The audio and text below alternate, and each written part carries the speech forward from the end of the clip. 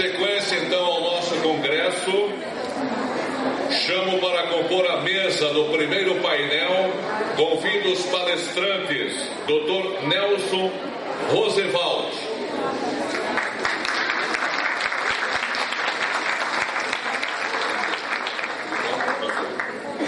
Chamo o Dr. Marcelo Truzzi Otero.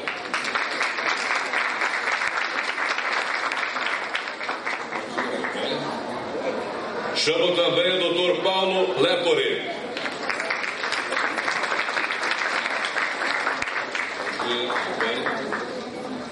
E o Dr. André Carias, juiz do Núcleo de Conciliação das Varas de Família e Sucessões de Curitiba, para presidir a mesa.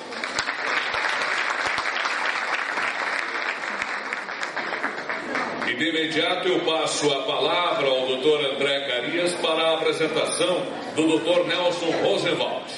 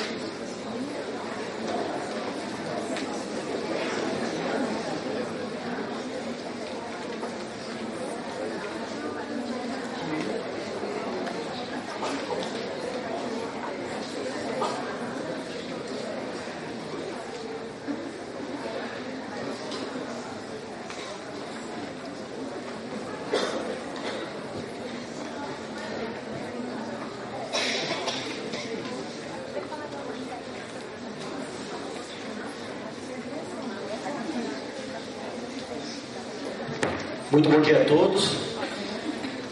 É com muito orgulho e satisfação que declaro aberto os trabalhos do primeiro painel do segundo Congresso Paranaense de Direito de Família, organizado pela Ordem dos Advogados do Brasil, Seção do Paraná, pela Escola Superior de Advocacia e pelo Instituto Brasileiro de Direito de Família, cujo pano de fundo nesse ano centra-se na discussão a respeito da construção dos papéis no cenário jurídico atual.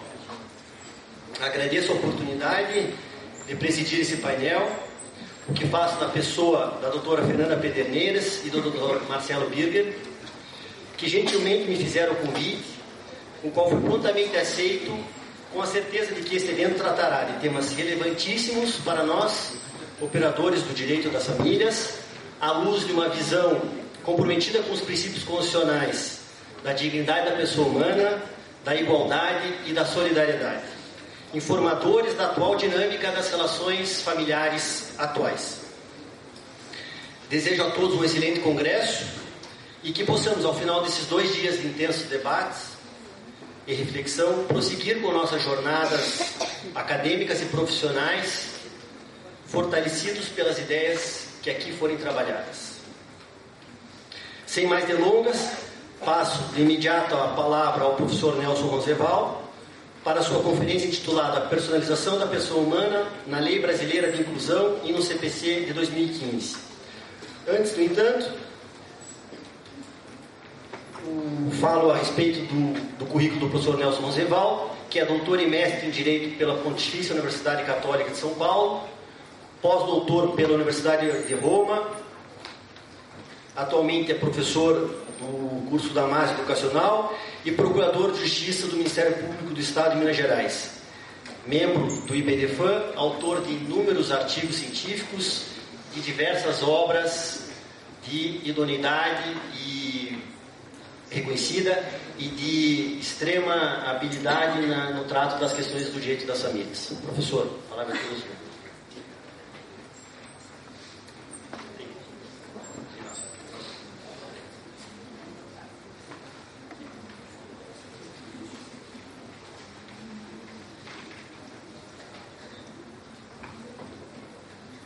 Bom dia a todos.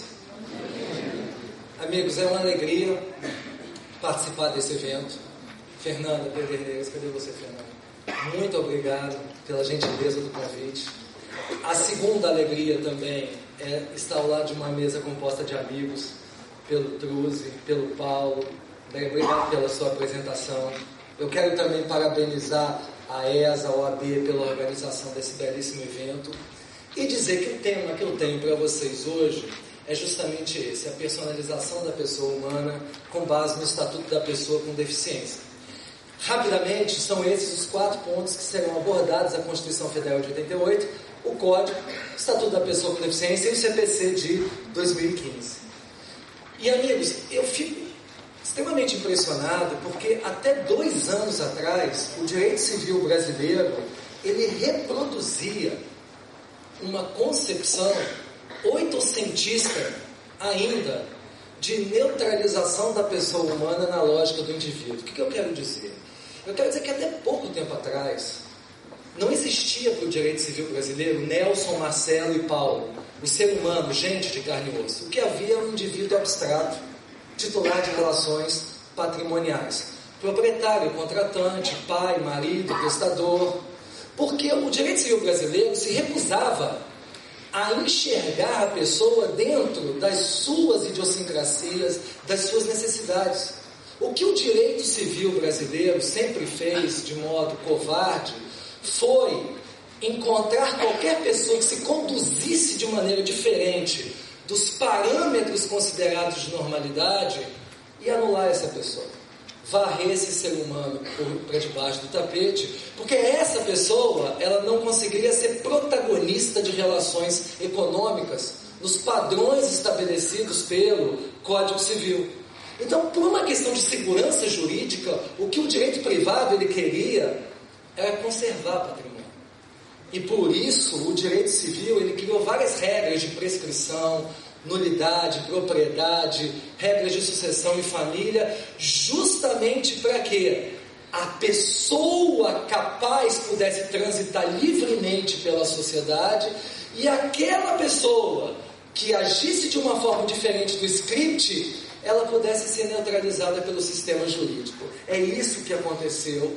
Por que eu digo até pouco tempo atrás isso aconteceu? Porque o que me impressiona, prezados, é que a Constituição Federal de 1988, ela já trazia o prenúncio de um caminho diferente para o direito civil. Porque quando a Constituição Federal foi lá e colocou o princípio da dignidade da pessoa humana como fundamento básico da nossa ordem democrática, a Constituição mandou 2 lições para o civilista. Em primeiro lugar, civilista, a dignidade da pessoa humana tem uma eficácia negativa. O que significa? Que qualquer ser humano tem que ser respeitado em sua essência. Que qualquer ser humano tem direito à consideração e estima, não interessa quem essa pessoa seja. E o segundo recado, e eu acho esse definitivo, que a dignidade da pessoa humana, para além de uma eficácia negativa, tem também uma eficácia positiva. E isso significa que uma das funções do ordenamento não é apenas proteger o ser humano contra o Estado e a sociedade, mas sim promover a autonomia da pessoa, para que cada um de nós possa ser protagonista da sua própria vida, autor da sua biografia, para que a pessoa possa conduzir-se de acordo com o seu estilo de vida, com seu modus vivendi. Ou seja, a Constituição Federal de 88 deixou muito claro que a capacidade se tornou um direito fundamental. E que a partir dali uma pessoa poderia ser apenas declarada incapaz excepcionalmente. E essa incapacidade, ela nunca seria uma punição. Ela seria uma proteção em situações extraordinárias. Mas o que me causa espécie, Marcelo, é que o civilista, no alto da sua arrogância, ele não entendeu o recado da Constituição e o Código Civil de 2002, justamente por ser um projeto datado da década de 70, manteve essa mesma visão preconceituosa com relação à pessoa humana. O artigo 3º, olha como ele faz, ele classifica a incapacidade justamente com base na ausência de discernimento. Qual é o pecado significado do artigo 3º do Código Civil? É justamente que ele associa a classificação da pessoa humana a um critério exclusivamente médico. E isso é um erro. Por quê? O ser humano, ele não pode ser reduzido a uma doença. O ser humano, ele é muito mais do que a sua integridade psíquica. O ser humano, ele tem crença, valores, afetos e direitos fundamentais. O ser humano, ele é um valor unitário, ele não pode ser fracionado apenas em uma enfermidade ou uma deficiência. O saudoso Ferreira Goulart, maior poeta nacional, ele, antes de morrer no ano passado, ele tinha um conflito constante porque ele tinha 2 filhos com esquizofrenia, e tem uma frase que ele diz que é muito marcante: doença é doença, não é a gente. Se estou gripado, a gripe não sou eu. A esquizofrenia é uma doença, mas eu não sou esquizofrenia. Posso evoluir, tornar-me uma pessoa mais madura, debaixo de toda aquela confusão. E uma segunda falha lamentável do Código Civil, para além dessa, é o artigo 1772, o antigo artigo 1772, que é um artigo de difícil interpretação, mas em resumo o que ele diz é que se um juiz interditasse uma pessoa como absolutamente incapaz, essa interdição por incapacidade absoluta era comparada a uma morte civil, porque era uma interdição ilimitada. A pessoa, a partir do momento da interdição, ela não tinha mais qualquer espaço de autodeterminação. A partir do momento da interdição, essa pessoa, ela perdia a sua voz pessoal, porque dali em diante, o seu contato com o mundo seria pelo alter ego da pessoa, do seu curador. Ou seja, a neutralização da pessoa humana estava muito clara pelo Código Civil. Então, nós só tivemos a oportunidade, senhoras e senhores, de modificar esse estado de coisas quando em 2008 o Brasil ele se tornou um signatário, em 2009, da Convenção Internacional de Direitos das Pessoas com Deficiência de Nova York.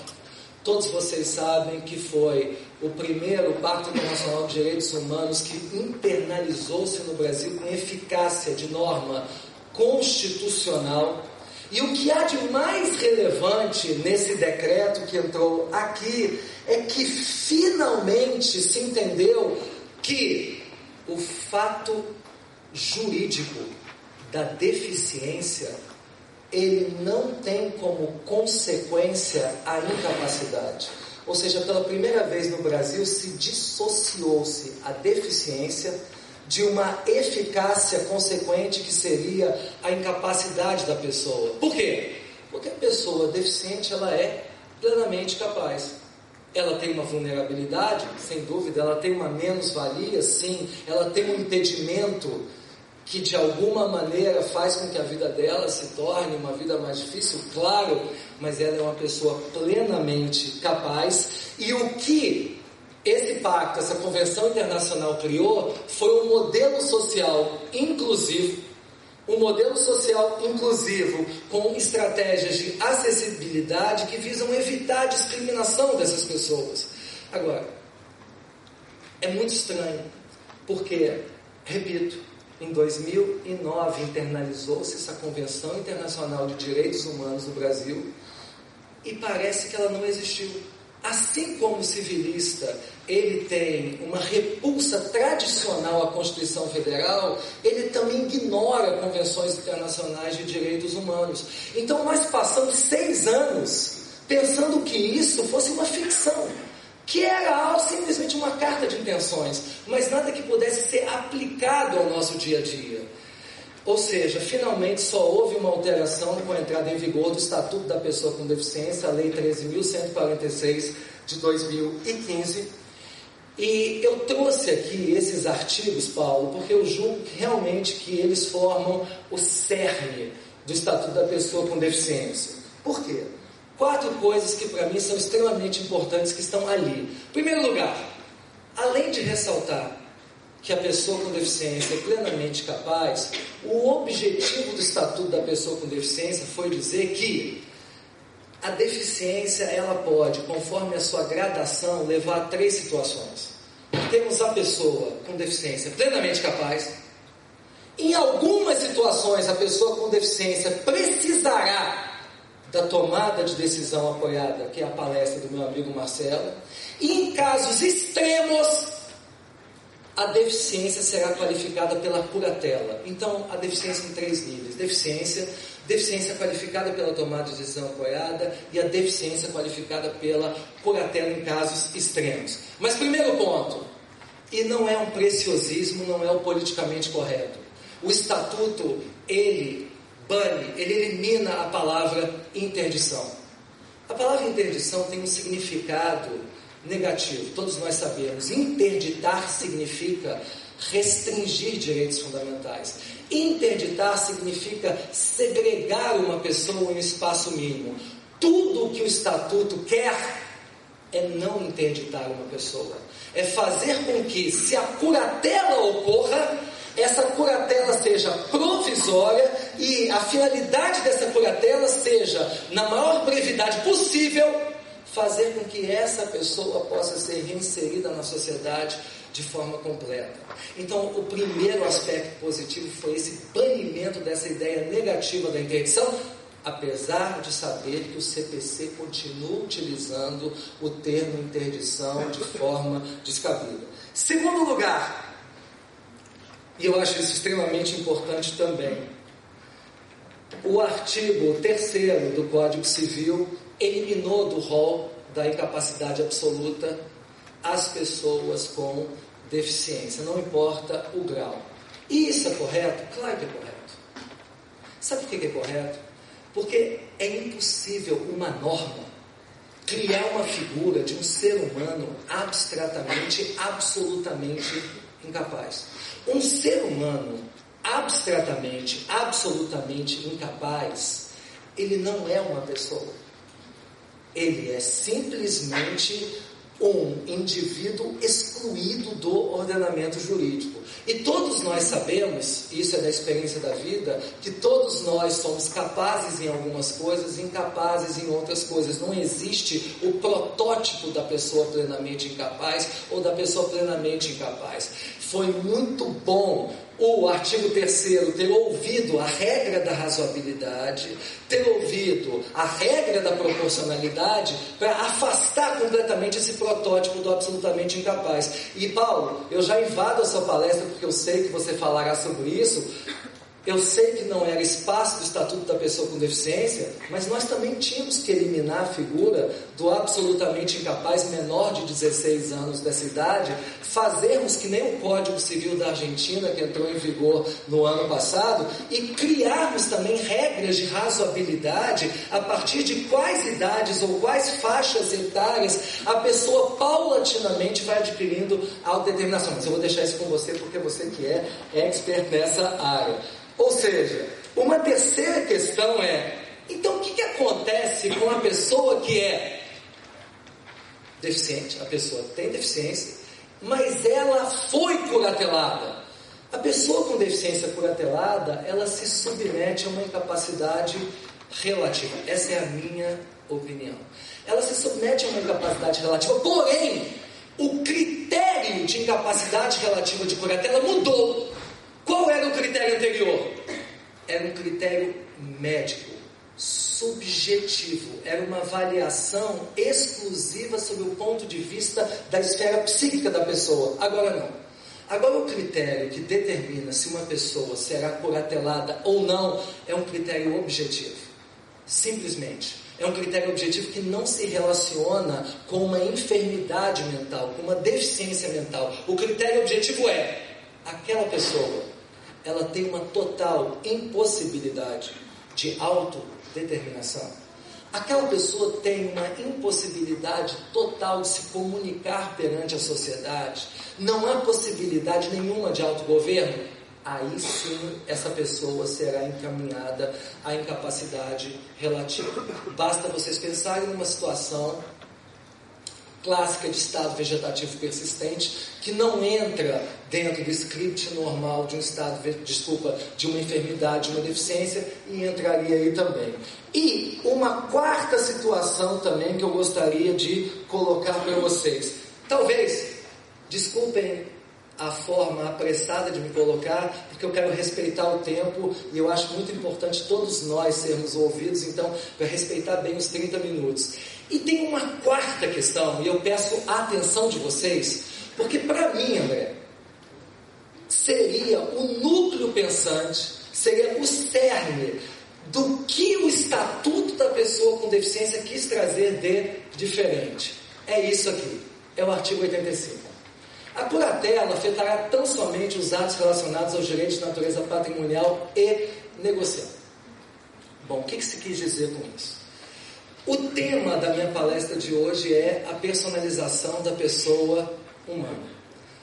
Muitos de vocês, eventualmente, podem negar essa afirmação tão peremptória, porque vocês acham que desde 88 já houve o fenômeno da despatrimonialização do direito civil.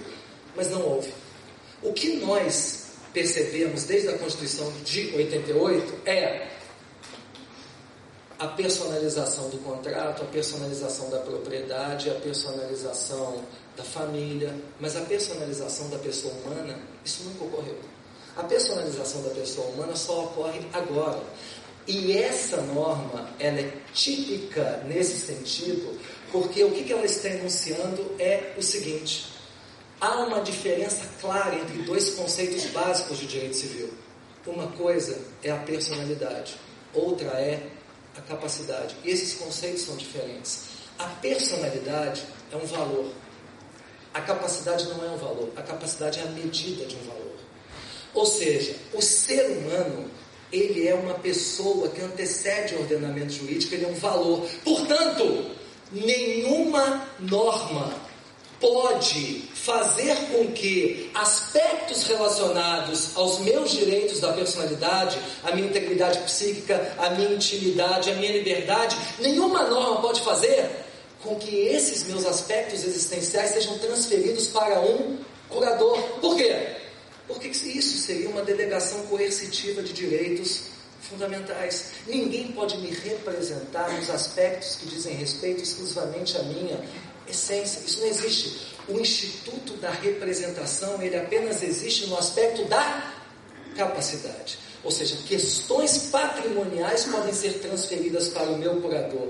Decisões quanto aos meus bens e aos meus contratos podem ser delegadas para um representante. É essa que é a distinção feita de forma preciosa pelo artigo 85. Ele diz que aquilo que diz respeito ao núcleo íntimo da pessoa humana não é objeto de transferência. É claro que nessa hora, muitos de vocês dizem: "Ô Nelson, mas existem casos extremos, como uma pessoa em estado vegetativo persistente, que claramente o curador terá que tomar decisões existenciais sobre essa pessoa." Eu aceito. Só que, qual é o mérito do artigo 85? Ele não está proibindo que isso aconteça, mas o que ele está dizendo é que se eventualmente, em casos raros, um curador ele tenha que tomar decisões sobre aspectos existenciais de outra pessoa, o ônus persuasivo será justamente, a carga argumentativa será justamente desse curador que quer excepcionalmente transferir essas decisões para si. Serão casos excepcionalíssimos, como casos, por exemplo, em que quer se fazer tratamentos experimentais em pessoas em situação de curatela, em que se quer fazer esterilização, intervenções sobre o corpo alheio. São medidas excepcionalíssimas. Mas, sob o ponto de vista pedagógico, fica muito claro que essa norma é um grande progresso, porque ela separa o que é a personalidade como valor e o que é a capacidade como a medida de um valor que pode ser alvo de deliberação por parte do ordenamento jurídico. Esse é um ponto extremamente positivo. E, talvez, quando se fala do Estatuto da Pessoa com Deficiência e com esses grandes progressos, muitos de nós se assustem porque acham que o Código de Processo Civil, ele ficou aquém. Ele está num patamar qualitativo que poderia desmerecer esses progressos evidentes da lei brasileira de inclusão. Mas não. Eu já quero garantir a vocês que, pelo contrário, eu conversei com alguns processualistas que participaram do CPC e eu até perguntei para eles: vem cá, vocês conversaram com as pessoas que prepararam a Lei Brasileira de Inclusão? Não houve esse diálogo prévio. Mas, felizmente, as normas do CPC, em geral, elas são muito positivas. E não há aí nenhuma colisão, nenhuma antinomia, porque evidentemente se houver algum choque entre a Lei Brasileira de Inclusão e o CPC, prevalecerá a Lei Brasileira de Inclusão, porque ela é simplesmente a emanação de um tratado internacional de direitos humanos com força e eficácia de norma constitucional. Mas muito pelo contrário, as notícias que eu vos trago são alvissareiras, são notícias boas. Eu quero lhes dizer que o CPC ele foi extremamente eficaz em 3 pontos relacionados à pessoa com deficiência. Primeiro, ele promoveu a flexibilização da curatela. Segundo, a funcionalização da curatela. E terceiro, a personalização do processo de curatela. Voltando, o que significa a flexibilização da curatela? Olha bem, na sentença que lhe decretar a interdição, o juiz considerará as características pessoais do interdito, observando suas potencialidades, habilidades, vontades e preferências. Senhoras e senhores, lá em 1989, quando eu entrei no Ministério Público, não façam as contas, tá? O que aconteceu? O juiz que trabalhava comigo na comarca de Passa Quatro, Marcelo, ele tinha 2 carimbos na mão. Quando ele dava uma sentença sobre interdição, ele tinha 2 carimbos, o carimbo capaz e o carimbo incapaz. Se o infeliz caísse na mão do carimbo incapaz, o que acontecia? Ele, antes da sentença, era um ser humano pleno, e ele saía daquele tribunal ali despersonificado. A partir da sentença em diante, era uma condenação a ser um degradado à margem da sociedade civil. Hoje não. O artigo 775 está deixando muito claro que qualquer sentença de um juiz será um projeto terapêutico individualizado. Ou seja, o magistrado, conforme o figurino daquela pessoa, ele moldará um conjunto de regras que são apenas adaptáveis àquela pessoa. E o mais interessante, dentro desse conjunto de regras, dentro desse estatuto uniformizado para aquela pessoa, o juiz ele pode, em alguns pontos, dizer: fulano, ele será assistido para a prática dos atos A, B e C. Para a prática dos atos D, E e F, ele será representado. E para a prática dos atos G, H, I, ele manterá sua autonomia. Eu sei que alguns se assustam aqui dizendo: Nelson, como assim representado por alguns atos, se a representação se relaciona com a incapacidade absoluta, e a incapacidade absoluta já não existe mais? Não. A representação, ela não tem vinculação com a incapacidade absoluta. A representação não passa de uma técnica de substituição na exteriorização da vontade. E nada impede que o magistrado, claro, muito bem aconselhado dentro do processo, ele possa entender que aquela pessoa, não obstante relativamente incapaz, ela, pela sua condição concreta, para alguns atos da vida, efetivamente ela terá que ser representada.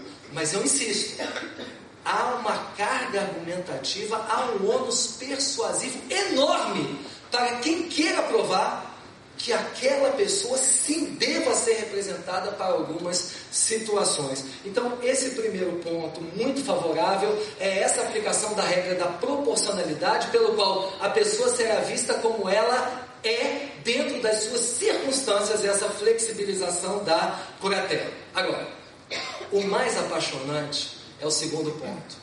É um dos artigos que me dá mais alegria, Paulo. Olha o que se fala sobre a funcionalização da curatela. O curador deve buscar tratamento e apoio apropriados à conquista da autonomia pelo interdito. Eu coloco como funcionalização da curatela porque, para aqueles que são mais velhos, o que tradicionalmente é a curatela? A curatela sempre foi funcionalizada? Sempre. Ela sempre teve uma função. Só que a função clássica da curatela era beneficiar quem? Não era beneficiar a pessoa do curatelado. Era proteger o Estado, a sociedade e a família contra a pessoa do curatelado. A função era isolar a pessoa do curatelado, porque a convivência social dela era perigosa, e proteger o patrimônio, porque aquela pessoa poderia dilapidar os bens e ser um risco para a integridade da sua família. Hoje não. Hoje a função do curador mudou. O curador não é mais um curador, ele é um cuidador da saúde. A função dele é, acima de tudo, promover a autonomia da pessoa curatelada. É entender que a curatela é um processo. É um processo cujo fim, cujo norte, não é a interdição ad eterno, mas sim, na medida do possível, a reinserção daquela pessoa na sociedade ao final de um determinado tempo. Então, na condição de cuidador da saúde, essa pessoa do curador, ele tem um munus, ele tem que atuar com proatividade. Por que isso? Porque esse processo de cooperação entre curador e curatelado, ele não mais se baseia numa relação vertical de poder de subordinação. É uma relação dialética baseada justamente em um clima de colaboração constante entre eles para beneficiar a pessoa do curatelado. E eu acho que um artigo que resume muito bem isso é o artigo 755. Esse artigo 755, para mim, ele é importante em 3 pontos. Quando ele diz que a curatela deve ser atribuída a quem melhor possa atender aos interesses do curatelado, ele vai ao ponto em 3 momentos. Primeiro, ele acaba com aquela ordem de preferência. O curador hoje não é mais o pai, o filho, o cônjuge. O curador, às vezes, pode ser o melhor amigo.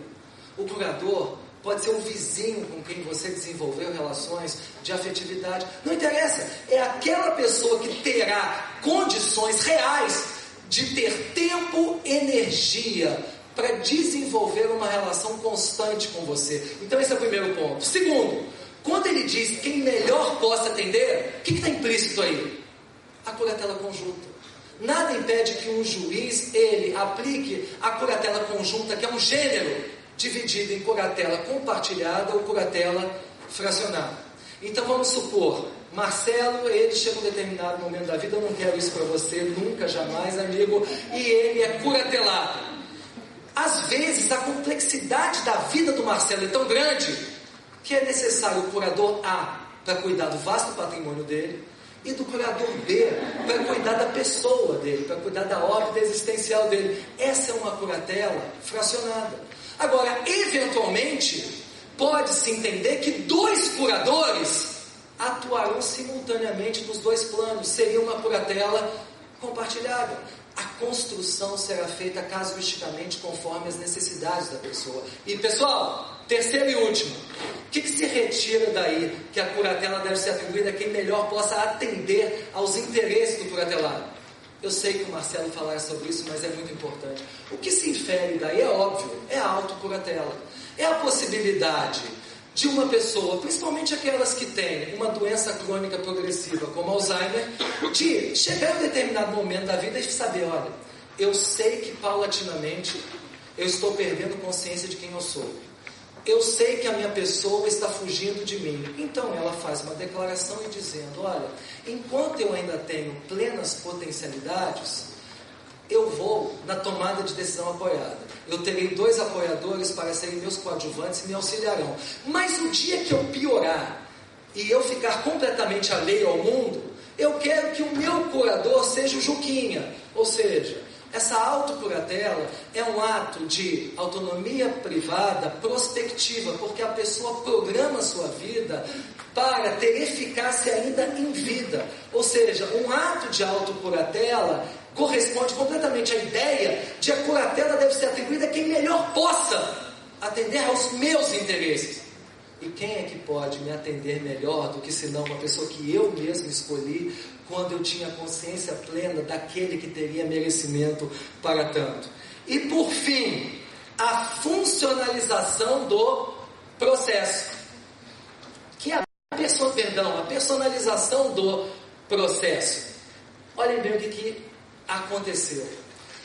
Qual era a relação clássica que havia entre o juiz e o curatelado?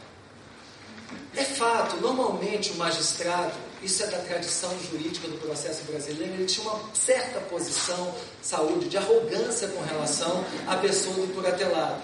Tanto é que a norma antiga dizia que ele examinava a pessoa do curatelado. Peraí, o juiz examinar a pessoa do curatelado? Qual é o padrão médico, qual é a capacidade técnica do magistrado para tanto?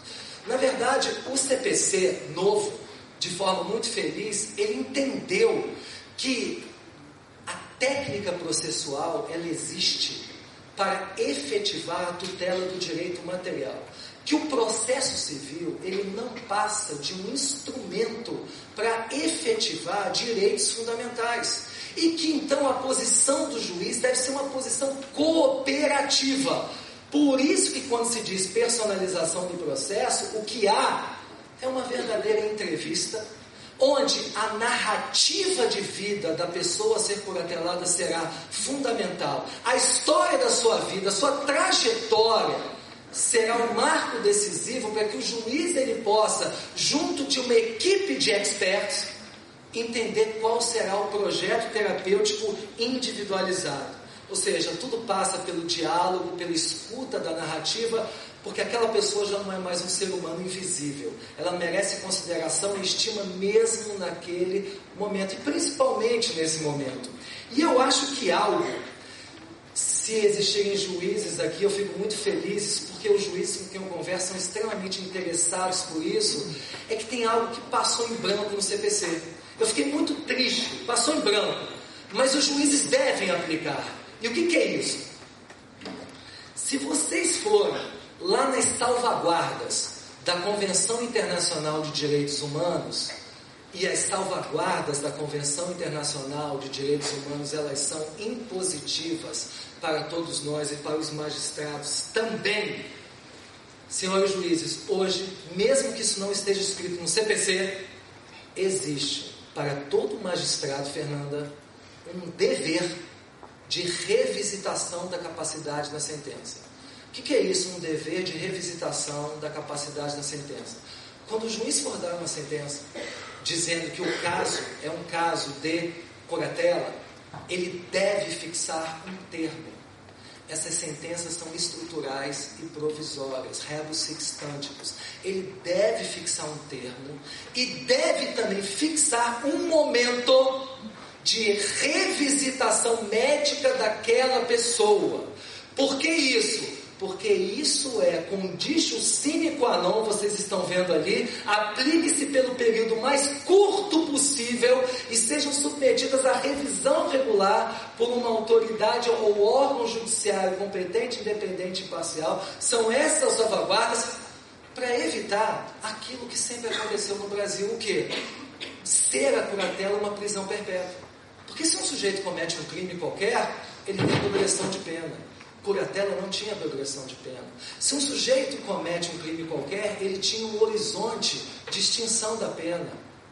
Ele tinha um horizonte de término da condenação. Aqui não, a curatela sempre foi ad eterno.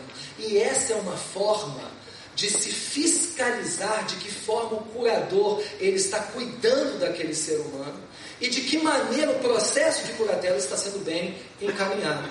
Queridos, eu quis colocar para vocês todas essas questões de uma forma muito rápida, uma visualização a respeito do que se propõe para o futuro da curatela. Mas para acabar, quem é o próximo? É você ou o Paulo, Marcelo?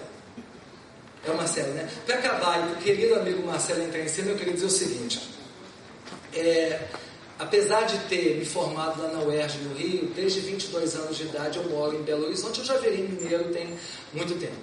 E quando eu morava no Rio de Janeiro, eu adorava Machado de Assis, quem é que não gostava? Só que eu fui tragado pelo fenômeno Guimarães Rosa desde que eu fui viver em Minas Gerais, e ele tem um livro que é pouco conhecido por todos, mas para mim é o mais importante, chama-se Primeiras Histórias. É um livro que foi escrito em 1963. São 18 contos. Desses 18 contos, pequenininhos, muito gostosos, Guimarães Rosa, em 8 contos, ele trata da loucura. É o tema predileto dele nas primeiras histórias. E ele chama os loucos de personagentes. Mais um dos neologismos que ele criou. Por que persona gente? Porque não é pessoa, nem tampouco é gente. É algo no meio do caminho que não se sabe. Em uma das passagens do livro, ele fala que só se pode viver perto de outro e conhecer outra pessoa sem perigo de ódio se a gente tem amor. Qualquer amor já é um pouquinho de saúde, um descanso na loucura. Queridos, muito obrigado, felicidades a todos e ótimo.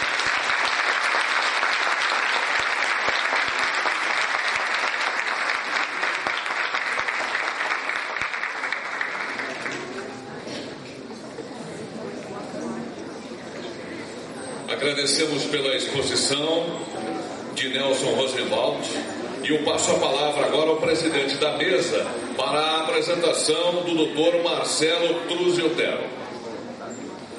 Antes da apresentação do professor Nelson, agradecemos a excelente conferência que reforça a ideia de ruptura do paradigma no que diz respeito ao tratamento das pessoas portadoras de deficiência com o devido respeito da dignidade que elas merecem. Parabéns.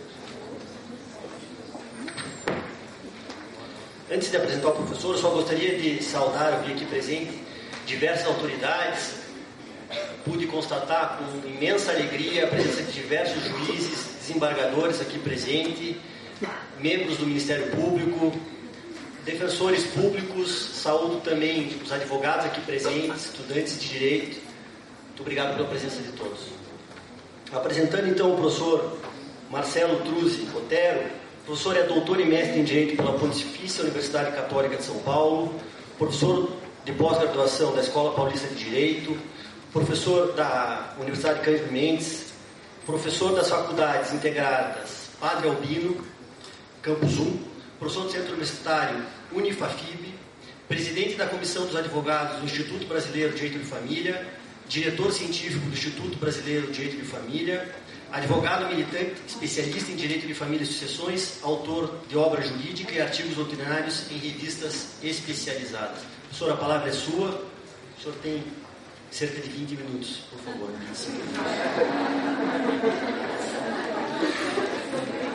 Tá vendo, né, Nelson?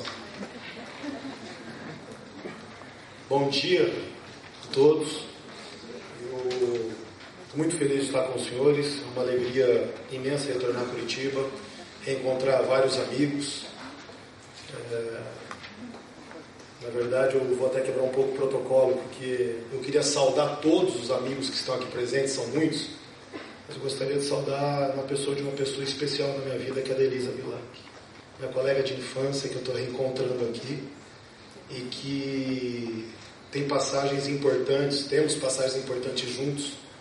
Fiquei muito feliz em te ver. Você é uma irmã, você sabe disso. Aos meus professores que estão aqui presentes, eu não posso também deixar de saudar o professor Rolfo Madaleno, que é meu padrinho, ele sabe disso, e vou morrer dizendo da gratidão que eu tenho pelo senhor. Aos meus colegas de mesa, Dr. Nelson, Paulo Lepori, presidente, me sinto um pouco emparedado, sabe? Porque vem e fala o Dr. Nelson. Aí depois o Paulo Lepori, que tem essa cara de bebê, mas que é um monstro, um menino prodígio. Então é motivo de satisfação imensa realmente estar aqui. E para finalizar, eu queria agradecer a quem me fez o convite, que é a doutora Fernanda. Obrigado mesmo, estou muito feliz de estar com vocês. E se não fosse a nossa amizade, eu tenho certeza que eu não estaria aqui. Mas enfim, o que eu fui convidado a trabalhar com vocês é um tema específico da tomada de decisão apoiada. E eu tenho... Onde é que está o negocinho? Está aqui. Como é que mexe? Tomada de decisão apoiada.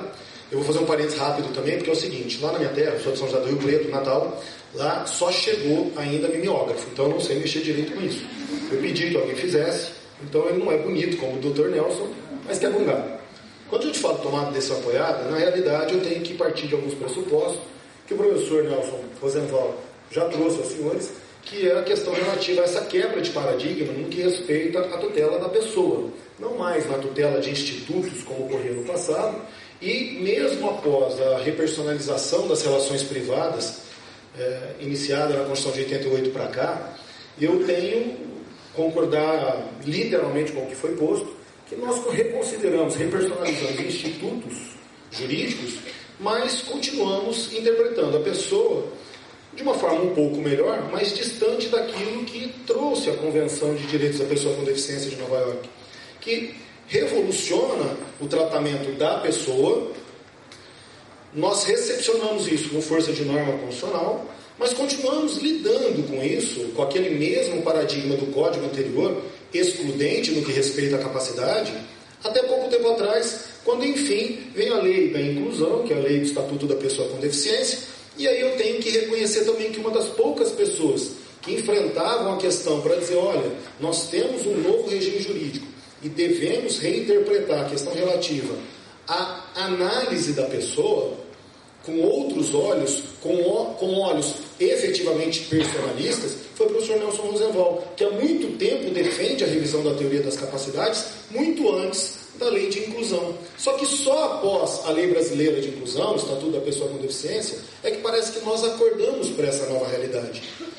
E nós acordamos com essa realidade, para essa realidade, de uma forma um pouco com certa perplexidade, porque alterou profundamente o regime das capacidades, e aqui eu tenho 2 colegas que participam da confraria lá dos civilistas, obrigado pela presença dos meus amigos, e que uma das discussões era exatamente essa extensão da mudança, em que sentido isso muda, porque todo aquele sistema que nós tínhamos, não para punir, mas que acabava, no plano dos fatos, punindo, eu passo a ter um outro sistema agora de inclusão, ignorando que aquele sistema anterior era, na realidade, para proteger essas pessoas, e naquela ocasião também as pessoas com deficiência, e a pretexto de proteger, nós, no Instituto da Representação, acabávamos ignorando completamente as suas vontades, as suas individualidades, os seus desejos.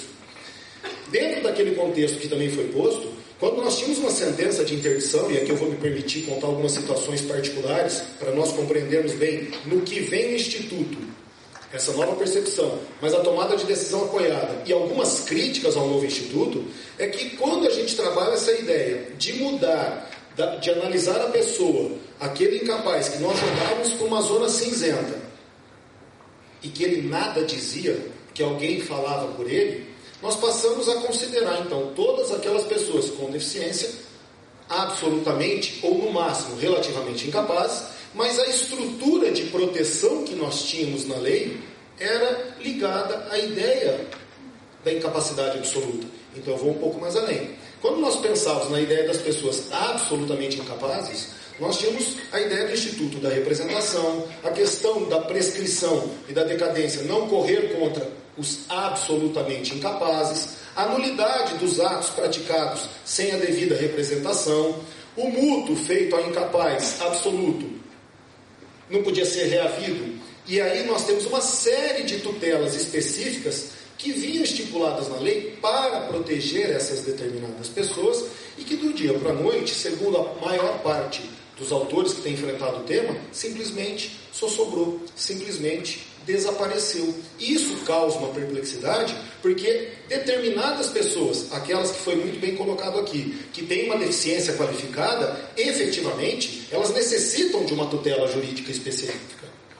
A vulnerabilidade que elas apresentam exige uma forma de tutelá-las, que nós não encontramos se interpretarmos na literalidade do Estatuto da Pessoa. Mas nós não devemos buscar na literalidade do Estatuto, nós devemos buscar no sistema.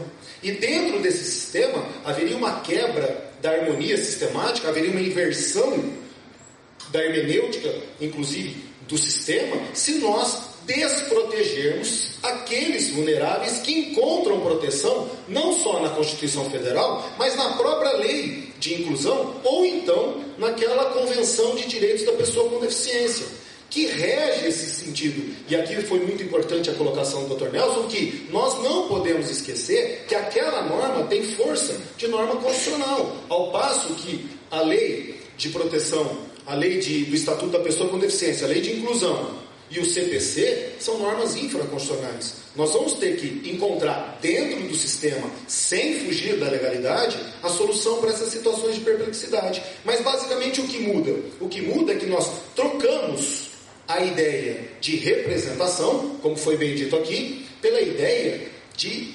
autonomia da vontade. Quais são os princípios que ordenam o Estatuto? Primeiro, o princípio de tutela da dignidade. Então, primeiro, dignidade. O segundo, capacidade. E terceiro, liberdade. A ideia é que quando eu trabalho a observância das pessoas, eu busque no sujeito, na pessoa humana, a figura daquele que tem que ter preservada a sua individualidade, tem que ter respeitado a sua vontade, no limite daquilo que efetivamente ele pode apresentar, ainda que com uma limitação. Sai do sistema, portanto, em regra, o Instituto da Representação e ingressa no sistema as medidas de apoio, que estão na Convenção de Direitos da Pessoa com Deficiência, e que isso, inclusive com norma específica, se eu não me engano, o artigo 12, que fala que os Estados deverão promover todas as medidas para concretizar esses apoios. E aí surge um instituto novo.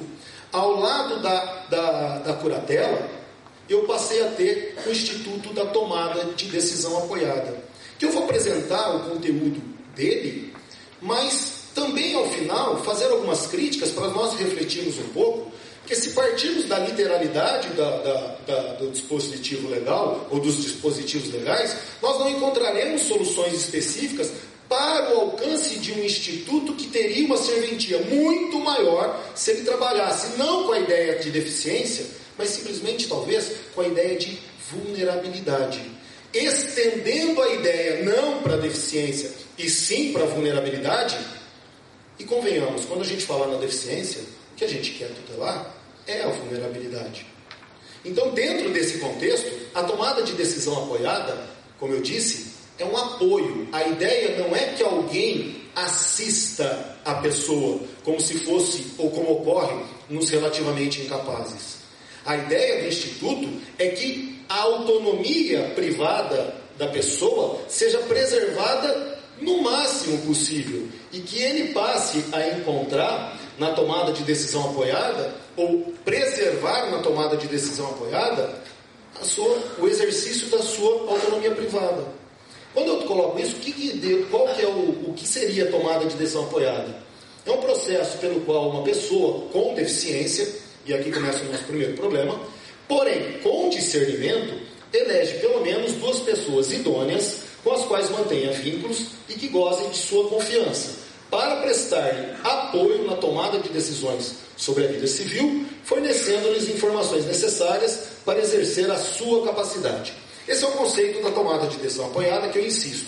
A ideia é dar um mero apoio. Não entenda o mero apoio como palpite, que eu vou palpitar. Olha, eu acho que você deveria fazer... Não, é zelar pelos interesses, respeitando sempre aquilo que é primordial para o apoiado. A ideia é que nas questões, sejam elas de natureza patrimonial, ou, e aqui é um problema que nós vamos tratar, existencial, naquilo que a pessoa não se julga plenamente confiante, à vontade, esclarecida, alguém possa prestar as informações, os esclarecimentos, para que ela possa, pessoalmente, declarando sozinha a sua vontade, praticar atos e negócios da vida civil. O contexto é bacana, a ideia é bacana, e que nós tiramos a tomada de decisão apoiada de alguns institutos que já existem no direito estrangeiro. Então, na Itália, eu tenho a Administrazione di Sostegno, que basicamente diz o seguinte: a presente lei visa proteger com o mínimo de restrição a capacidade de agir as pessoas carentes de toda ou parte da autonomia no desempenho das funções da vida diária, através de intervenções, apoio temporário ou permanente. A pessoa que, como resultado de uma doença ou de uma deficiência física ou psíquica, encontra-se na incapacidade, incluindo parcial ou temporário, para administrar seus próprios interesses, pode ser assistido por um administrador de apoio, designado o magistrado do lugar de onde tem residência e domicílio essa pessoa. Também tem no direito francês salvaguarda de justiça, e para não perdermos tempo, tem agora, mais recentemente, no Código Argentino. Existe também no Canadá, República Tcheca, notícias de institutos semelhantes. E ao invés de nós elaborarmos aquelas ideias todas, nós tivemos um modelo meio que próprio, particular, de onde nós teremos alguns problemas. Por que isso é bacana? E aí nós mudamos da curatela para as medidas de apoio. Nós não temos a cultura das medidas de apoio, que nós teremos que criar. Mas que é muito válido na preservação da autonomia privada dos sujeitos. Quando nós falamos nas medidas de apoio, eu vou trabalhar para vocês algumas situações muito particulares que me marcaram por experiências pessoais. E também fazer uma crítica àquele conceito que não existem mais incapazes absolutos, senão aqueles com 16 anos, os menores de 16 anos, mas naquela tutela que as pessoas merecem. A partir do quê? Eu tenho uma experiência pessoal. Meu pai tem uma doença que tem Alzheimer e que ela avança. Ok? E a minha mãe, ela tinha uma outra doença, mas que não trabalhava com a ideia de redução de discernimento, de compreensão, e que ela teve que fazer um tratamento severo, tratamento esse que custou um outro problema grave de saúde, onde ela acabou tendo um estado de depressão, etc. Qual a diferença dos dois casos?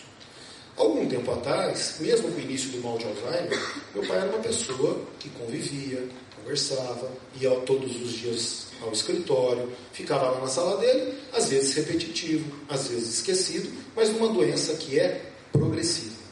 E que no estágio atual, ele não reconhece a casa dele e ele não acerta mais o meu nome quando ele lembra do meu nome. Mas ele tem vontades particulares. Exemplo.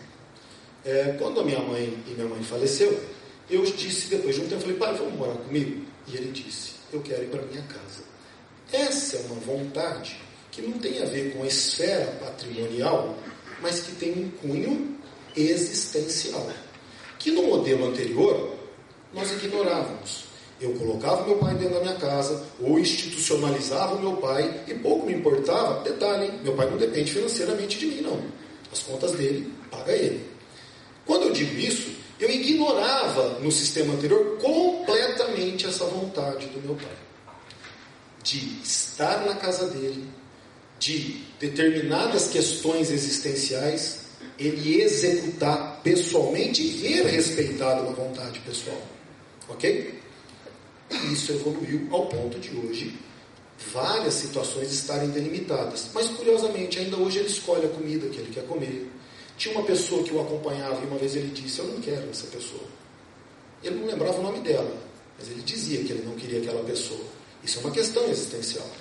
Mas eu confesso a vocês, me incomoda no plano existencial e agora essas pessoas, como o meu pai, que tem uma incapacidade, uma deficiência qualificada, que retira dele o poder de autodeterminação para as questões patrimoniais, quanto a isso não há dúvida. Mas para as próprias questões existenciais, eu confesso a vocês que eu temo, porque às vezes ele fala que ele ama, no bom sentido, aquela moça que está há 30 anos lá em casa, e eu não sei qual a extensão, se ele efetivamente pode casar ou não, se ele diz que ele quer. Então, por uma questão pessoal, eu confesso a vocês, eu tenho alguma dificuldade de interpretar o artigo 6º do Estatuto e dizer que ele é uma pessoa que não tem a necessidade de uma proteção, inclusive nas questões existenciais.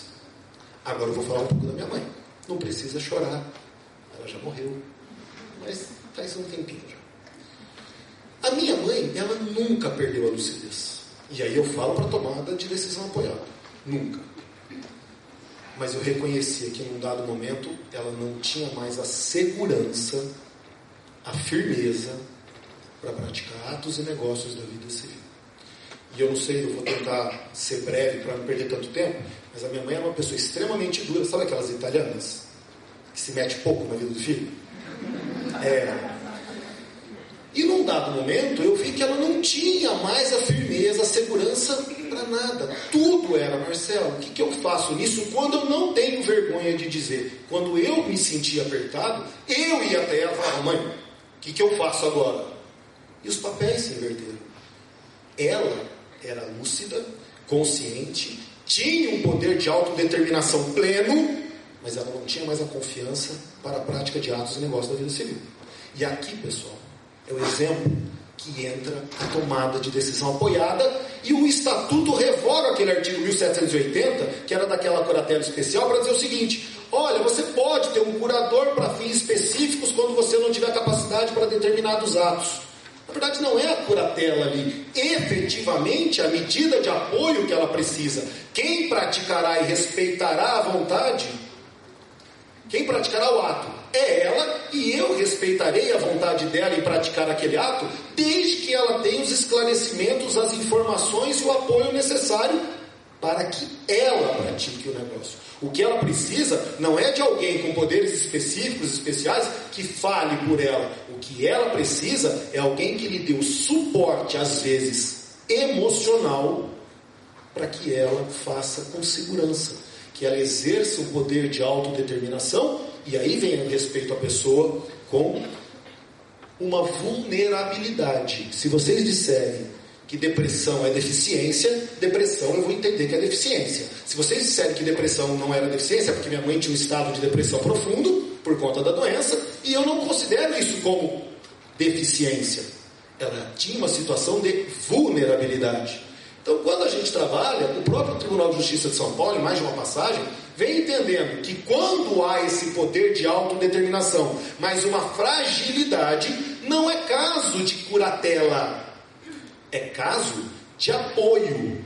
E este apoio deve vir por aquelas pessoas, e aí nós entramos na tomada de decisão apoiada. Por quem? Várias questões se apresentam.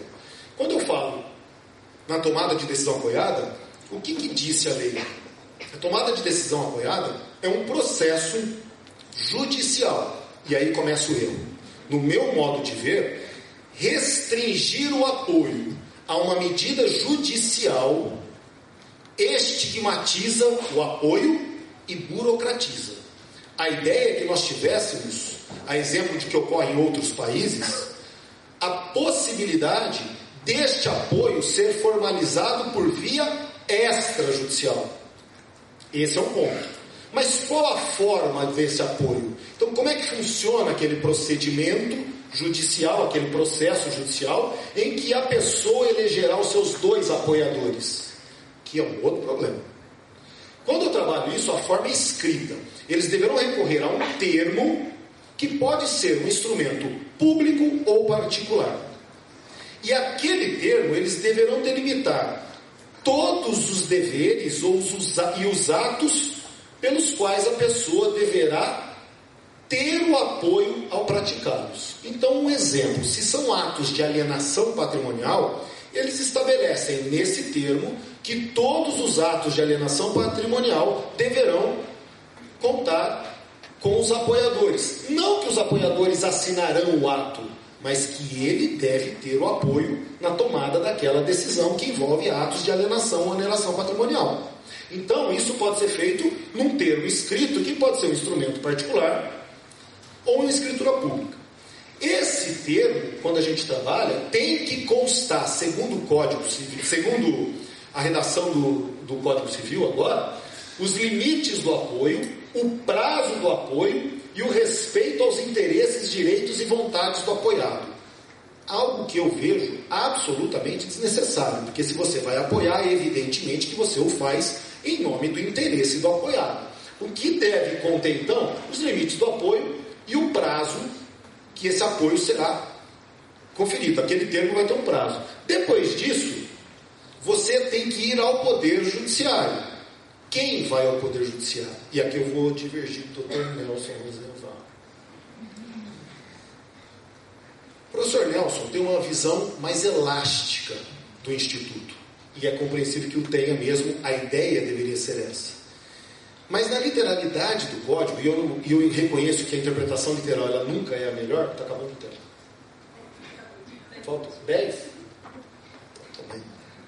Achei que ela ia falar que falta 1. Esses limites, ela vai ao judiciário, as pessoas vão recorrer ao judiciário. Quem tem legitimidade para formular o pedido de apoio? Segundo o Código Civil, segundo a redação dada ao artigo 1783 e seguintes, somente o próprio apoiado estaria legitimado a requerer essa medida de apoio, onde ele indica os dois apoiadores no mínimo.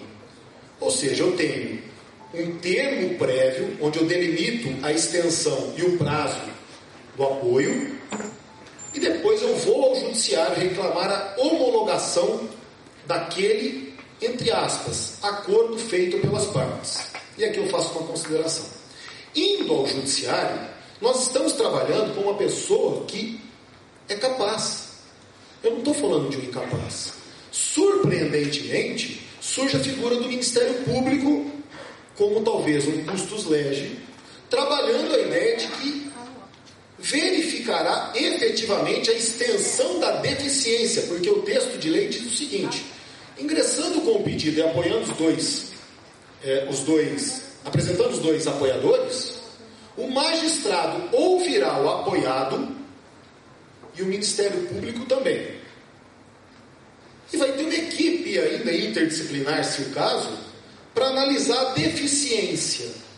Senhores, eu volto a dizer, se a gente trabalhar com a literalidade de deficiência, eu vou restringir demais uma situação como essa da minha mãe, que eu entendo que não há deficiência. O que nós temos que analisar é se existe vulnerabilidade. E sendo vulnerável, é perfeitamente factível que aquela pessoa precise de um apoio. E dois apoiadores. E aí começam outros problemas. Primeiro, porque isso burocratiza o Instituto. Segurador, às vezes a gente tem que nomear forçosamente, porque ninguém se habilita. A verdade é a seguinte: quem é que se habilita a ser apoiador? Notadamente, entendendo que este apoiador deverá prestar contas e responderá, no meu modo de ver, se ele agir com desídia, evidentemente culpa ou dolo. E o que dizem? Não é remunerado. Então a pessoa assume um ônus para o qual não será remunerado. Eu confesso, eu não vejo problema algum em remunerar o apoiador, mas assume um ônus que ele não será remunerado, e ainda assim você tem que ter dois, quando me parece que poderia ser um. E eu não preciso ser um familiar, pode ser o seu melhor amigo, pode ser a pessoa que você tem confiança. Quem tem confiança? O apoiado.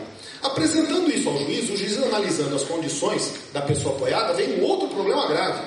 E se o magistrado entender que aquelas duas pessoas indicadas pelo apoiado, que eu insisto, é capaz, ele só está numa situação de vulnerabilidade, não tem o perfil adequado para o desempenho do apoio, ou talvez não tenha aptidão, questão da idoneidade e capacidade, o juiz pode destituir de ofício, sendo que a lei diz o seguinte: o apoiador indicará pessoas de sua confiança. Confiança de quem? Dele, apoiador. A doutrina tem divergido. Alguns entendem que o juiz de ofício pode dizer: não, esses eu não aceito, vou nomear outro. Mas a iniciativa não parte, a pessoa não é da confiança do apoiado. Não é o apoiado capaz que está indicando aquele que ele entende que tem a confiança, que nutre confiança, para poder acompanhá-lo. Evidentemente que se a pessoa não tem idoneidade moral, eu penso o seguinte: o juiz pode não aceitar, mas ele não pode impor um outro apoiado. Competirá talvez mandar intimar o apoiado para que ele indique uma outra pessoa de confiança. Mas essa questão dos dois é muito complicado, porque você tem que indicar no mínimo dois. E aí entra um problema. Se eu indico dois, o que acontece se eles não se entenderem? Eu posso ter a nomeação para determinados atos de apoio de um apoiador e para outros atos um outro apoiador? Eu confesso, eu não vejo problema algum. Ou eles deverão concordar sempre. Se eles não concordarem, o que vai acontecer? Ou seja, isso torna burocrático e pior, ignora aquela ideia de que nós estamos tratando de uma pessoa que é capaz, que talvez tenha só uma situação de vulnerabilidade e ele precise, portanto, de um apoio, ou daquele que será o apoiador principal. Então, eu tenho algumas questões que são polêmicas, e aí a gente passa a entender isso de uma forma que tira a situação de concretude do Instituto, tornar isso fático, tornar concreto. Então eu tenho intervenção judicial, a presença de 2 apoiadores, a participação obrigatória do Ministério Público, a burocratizar o sistema. E aí eu tenho 2 questões que são interessantes. Como é que fica se eu posso acumular, nessa questão de tomada de decisão apoiada, curatela e apoio? A doutrina diz que não. Daquilo que eu pesquisei, inclusive o professor Nelson sustenta essa posição, de que não cabe curatela e tomada de decisão apoiada concomitantes. Eu vou usar divergir um pouquinho pelo seguinte: eu entendo que é sim possível que exista curatela e tomada de decisão apoiada, e eu explico. A tomada de decisão apoiada, ela se presta tanto às questões patrimoniais quanto questões existenciais, desde que não sejam aquelas que dependam necessariamente da manifestação volitiva do apoiado. Onde eu chego? Imagine a situação de uma pessoa que tem uma situação que exige uma curatela para atos patrimoniais. Ok? Exemplo, um pródigo. Mas que para outros atos ele tem plena capacidade. Especificamente, ele tem problemas com alienação e oneração patrimonial. Mas para algumas determinadas situações existenciais, aquelas que cabem apoio, ele não tem a segurança necessária para realizar ou praticar atos sozinhos, tomar aquelas decisões sem a presença de um apoiador. Ele poderia, nesse caso, e aí foi bem colocado, a curatela agora tem que ser específica, o magistrado tem o dever de especificar pormenorizadamente quais são os atos que não podem ser praticados, ao passo que para aquelas outras questões, ele precisa só de apoio. Portanto, quando eu tenho a curatela, eu não excluo a possibilidade, no meu modo de ver, de uma tomada de decisão apoiada para outras questões. O que não pode haver é o inverso. Ter apenas uma tomada de decisão apoiada e da tomada de decisão apoiada eu ter a restrição de atos que exigem a curatela. Nesse caso, não. Então, do menos para o mais, não cabe. Mas quando eu tenho o máximo, se for para atos determinados, eu posso sim pensar na ideia de que para outros é uma pessoa que apresenta uma vulnerabilidade e ali ele vai ter apenas o apoio dos seus cuidadores.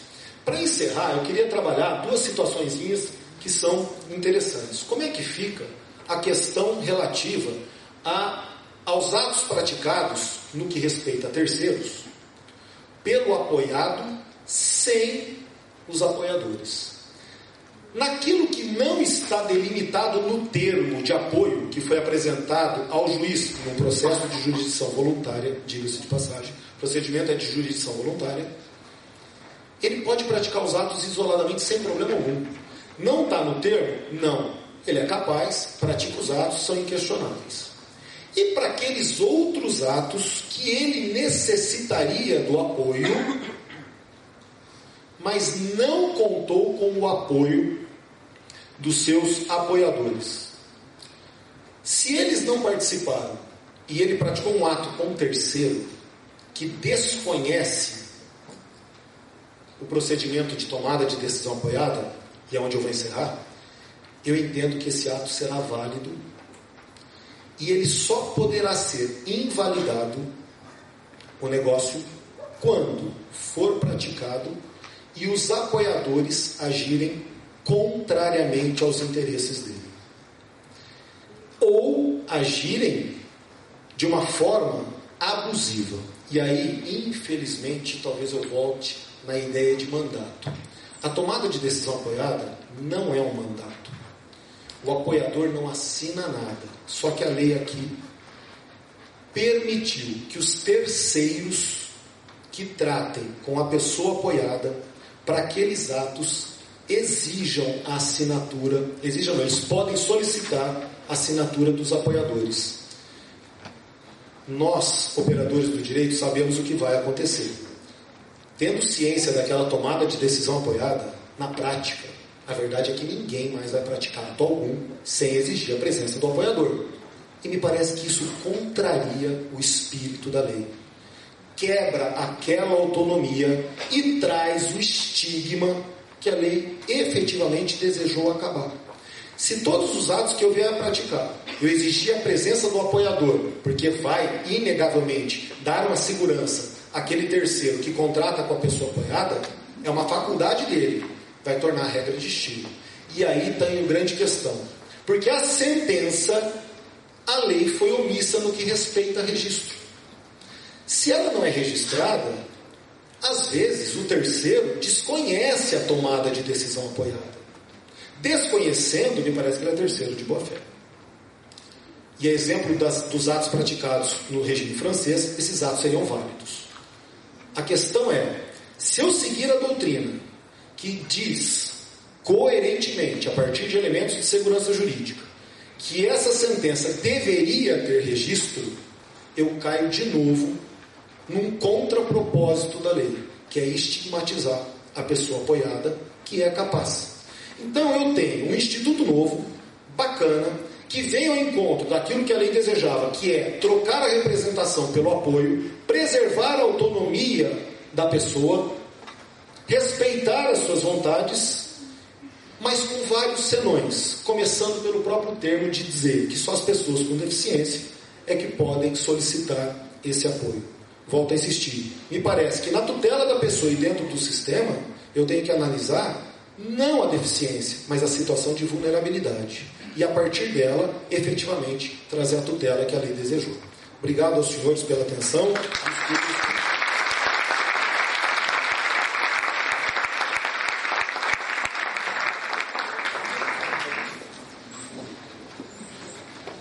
Agradecemos pela exposição e passo a palavra agora ao presidente da mesa para a apresentação do doutor Paulo Lepori. Professor Marcelo, antes agradecemos a excelente conferência, o detalhamento, os esclarecimentos foram muito pertinentes.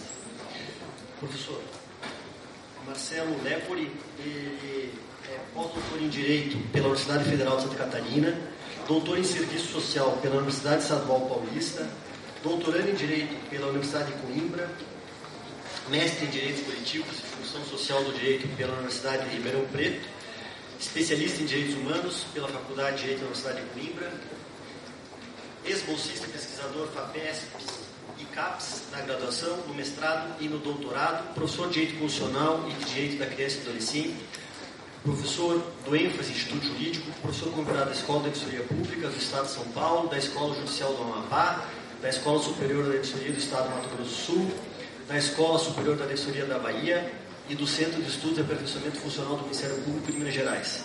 Autor de diversos livros publicados por renomadas editoras jurídicas do Brasil e de artigos aceitos e vinculados em revistas especializadas e qualificadas pela CAPES. Advogado, coordenador da Comissão de Direito Infanto Juvenis da 12ª Subseção da OAB de São Paulo. Professor, a palavra é toda sua.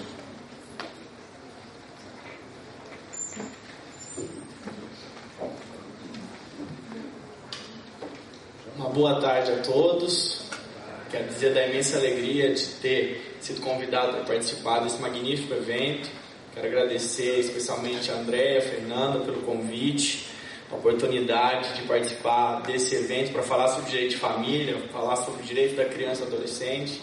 Agradecer o professor Marcelo Truzzi, que assim como homenageou o seu padrinho, meu padrinho aqui também no IBDFAM, me trouxe para cá. A gente que é do interior de São Paulo, tudo pra gente é mais difícil. Até voar, sair 5 da manhã de casa, né, Truzzi? E o que nos separa é só o santo, né? Que ele é do São José do Rio Preto, eu sou de Ribeirão Preto. Bem que falar de santo hoje não está muito bom, né? O São Lourenço deixou uma má lembrança ontem para alguns aqui presentes, mas deixa para lá. Quero também dizer da minha alegria de dividir essa mesa com o professor Nelson, que tive o prazer de conhecer lá na Universidade de Coimbra, por um amigo em comum, o professor João Mendes, e também de deixar público aqui que o professor Nelson foi homenageado em um dos nossos seminários lá por um dos docentes mais respeitados da Universidade de Coimbra, o que é motivo de aplauso sempre, né? Claro, já é um jurista reconhecido por todos, mas para quem vive aquela realidade, esse é um fato de grande relevo. E me sinto aqui também pressionado pelas duas exposições anteriores. Vou tentar também respeitar o tempo, vou respeitar o tempo, fiquem tranquilos, para que todos possam, na sequência, irem para um muito esperado almoço. E vamos lá, então a minha missão aqui é falar um pouquinho sobre capacidade de crianças e adolescentes no direito de família. Eu vou aproveitar muito do que já foi falado anteriormente, só deixo aqui rapidamente os meus contatos, quem quiser me adicionar aí nas redes sociais. Essas são algumas das obras que nós publicamos na área do direito da criança. A mais querida ali, a primeira, um ECA comentado. Eu sempre ando com um exemplar na mão para ir fazendo anotações, já fiz algumas hoje. É uma obra em permanente evolução e já tem muitas contribuições, especialmente das teses elaboradas nos encontros do IBDFAM. E rapidamente falar um pouquinho sobre essa origem da teoria das incapacidades. Esse é um tema que eu desenvolvi no meu pós-doutorado, trabalhar com a teoria das incapacidades. E o primeiro questionamento que eu me fiz foi: existe mesmo uma teoria das incapacidades? Nós podemos efetivamente falar que houve uma teorização sobre incapacidade? Claro que para a gente responder esse tipo de pergunta, a gente precisa fazer um breve retorno histórico.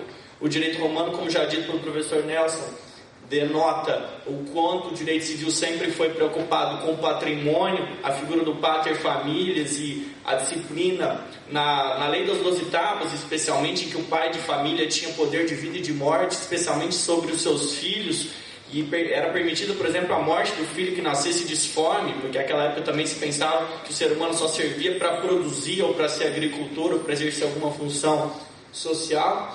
E já no direito romano, o critério que separava os capazes de incapazes era a puberdade. Lá no início, a puberdade ela era aferida por meio de um exame corpóreo.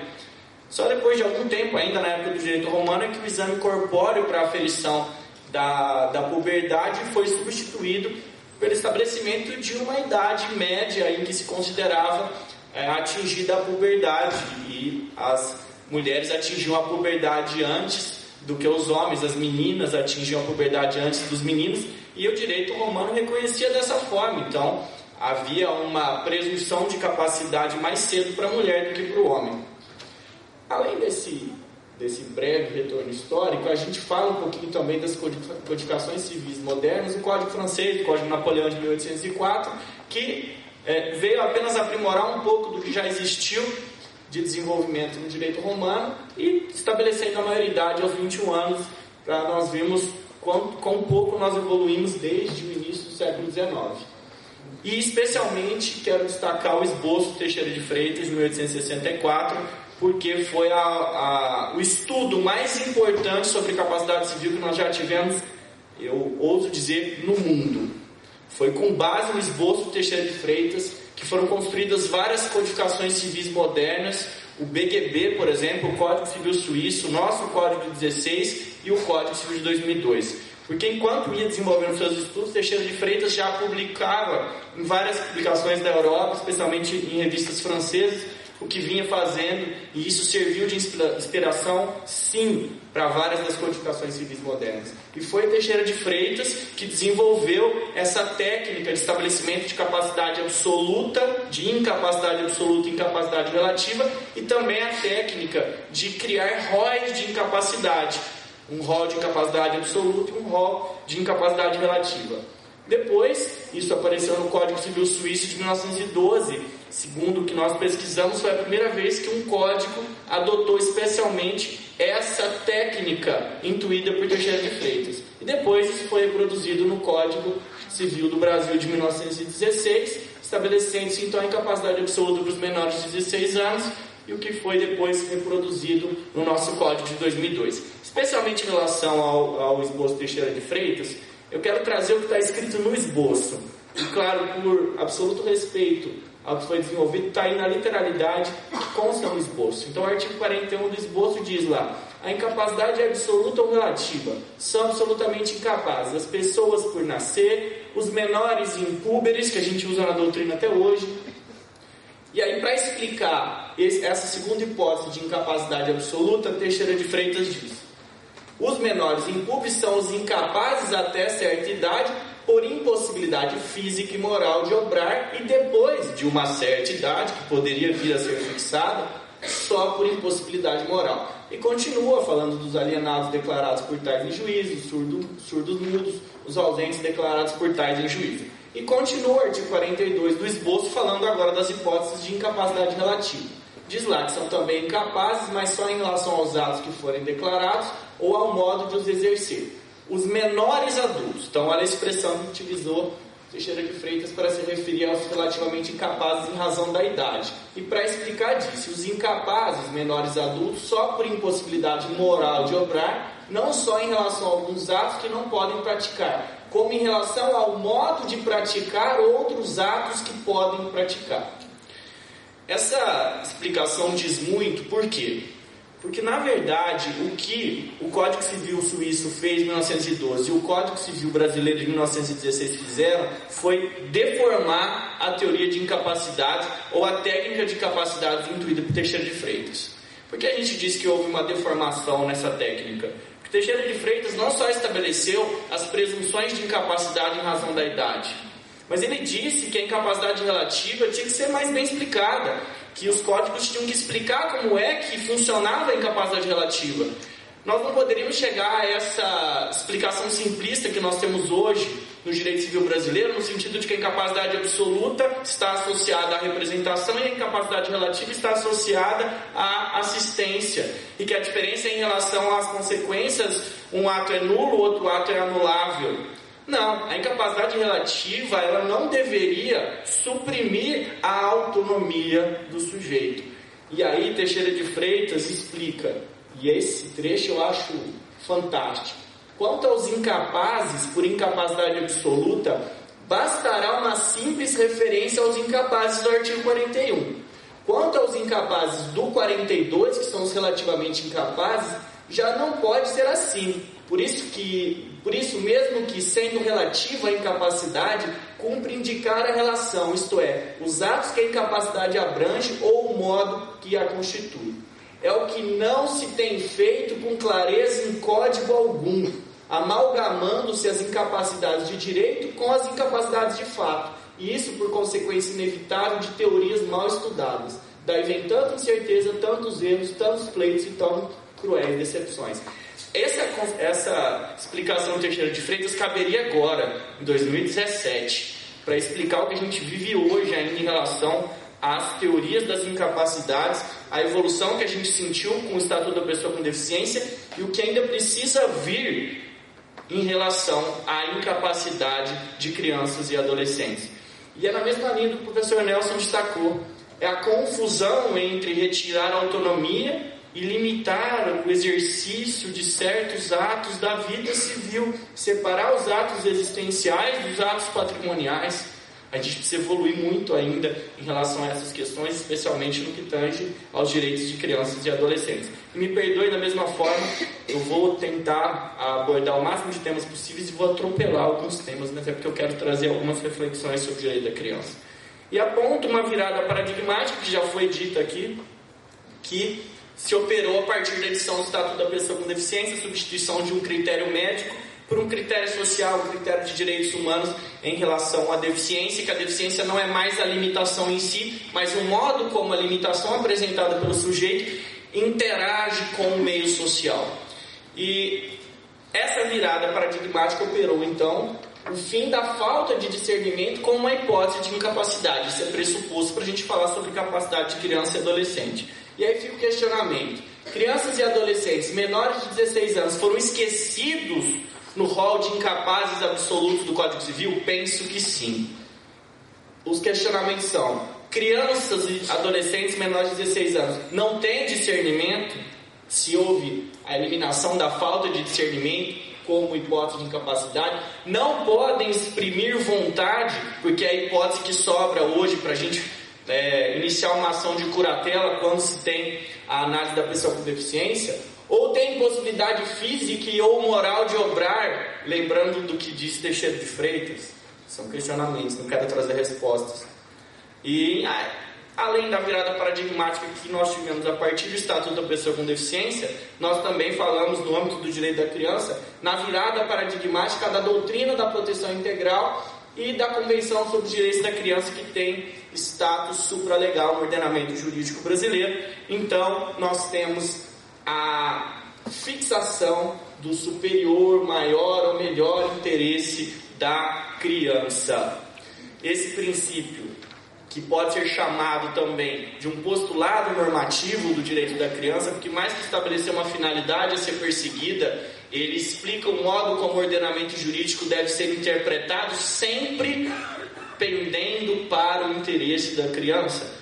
Esse princípio, esse meta-princípio, esse postulado normativo aparece na Convenção sobre os Direitos da Criança no artigo 3. Todas as ações relativas às crianças, levadas a efeito por instituições públicas ou privadas de bem-estar social, tribunais, autoridades administrativas ou órgãos legislativos, devem considerar primordialmente o interesse maior da criança. Sempre bom lembrar que, por obra do Supremo Tribunal Federal, por uma criação do Supremo Tribunal Federal, essa convenção, que é uma convenção de direitos humanos, que foi expressamente incorporada pelo ordenamento jurídico brasileiro, já houve a expedição de decreto de execução, decreto 99.710 de 1990, tem um status de supralegalidade, vale mais do que as leis, menos do que as normas constitucionais.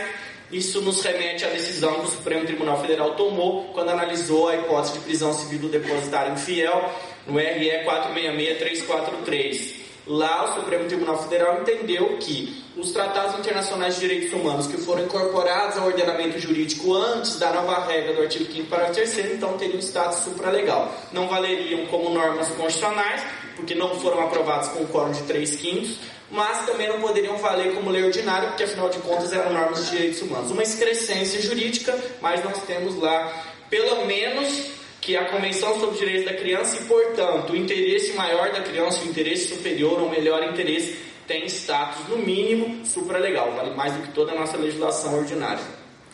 Além desse princípio, a Convenção sobre os Direitos da Criança também trouxe a liberdade de expressão ou o princípio da oitiva obrigatória e participação, que consta no artigo 12 da Convenção. Os Estados partes assegurarão à criança que estiver capacitada a formular seus próprios juízos o direito de expressar sua opinião livremente sobre todos os assuntos relacionados com a criança, levando-se devidamente em consideração essas opiniões em função da idade da maturidade. E prossegue. Com tal propósito, se proporcionará à criança, em particular, a oportunidade de ser ouvida em todo o processo judicial ou administrativo que afete a mesma, quer diretamente, quer por intermédio de um representante ou um órgão apropriado, em conformidade com as regras processuais da legislação nacional.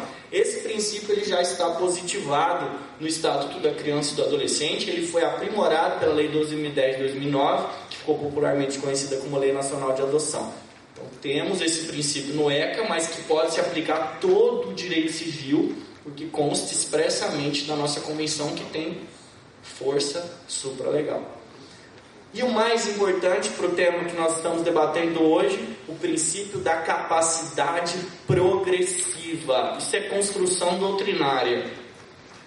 Artigo 5º da Convenção. Os Estados partes respeitarão as responsabilidades, os direitos e os deveres dos pais, ou, onde for o caso, dos membros da família ampliada ou da comunidade, conforme determinam os costumes locais dos tutores ou de outras pessoas legalmente responsáveis, de proporcionar à criança instrução e orientação adequadas e acordes com a evolução de sua capacidade no exercício dos direitos reconhecidos na presente Convenção.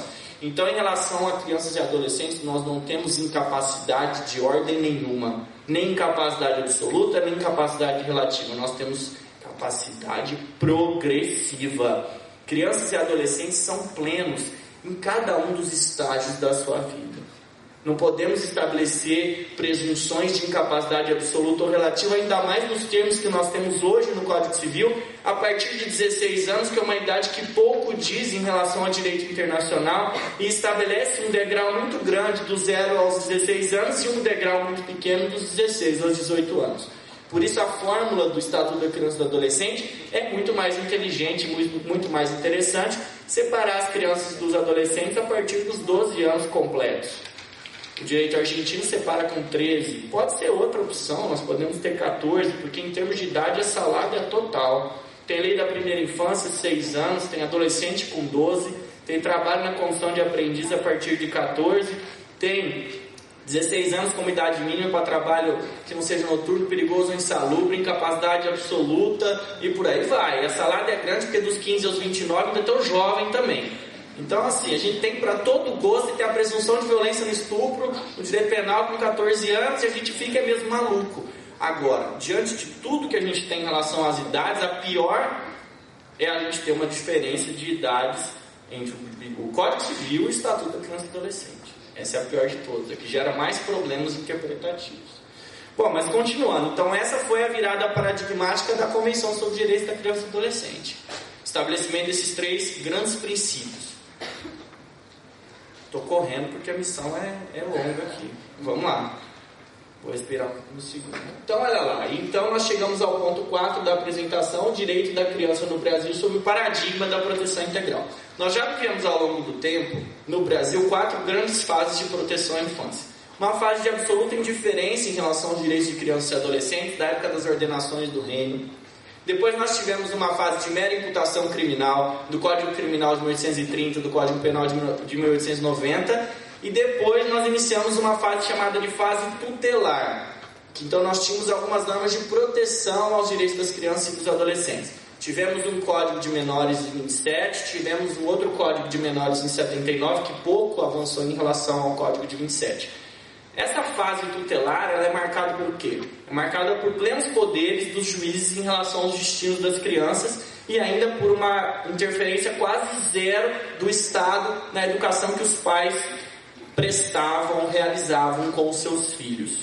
Houve uma mudança paradigmática com a Constituição Federal de 1988. Por que a nossa Constituição operou uma mudança paradigmática? Nós saímos da fase tutelar para uma fase da proteção integral. Quando a gente estava fazendo a Constituição de 88, nós tivemos acesso ao texto, que seria o texto da Convenção sobre os Direitos da Criança de 1989, e pegamos aquele texto da Convenção inteirinha, enxugando, colocamos no 227 da Constituição Federal. Então a gente tem no 227 a síntese da Convenção sobre os Direitos da Criança. A gente antecipou o que aconteceria no mundo na nossa Constituição de 88. Então pronto, a Constituição de 88, ela trouxe para o Brasil a doutrina da proteção integral, o princípio da prioridade absoluta, a consideração que crianças e adolescentes são sujeitos de direitos, que estão em fase peculiar de desenvolvimento físico, psíquico e moral, que têm todos os direitos dos adultos e outros mais, em razão do fato de serem pessoas em estágio peculiar de desenvolvimento.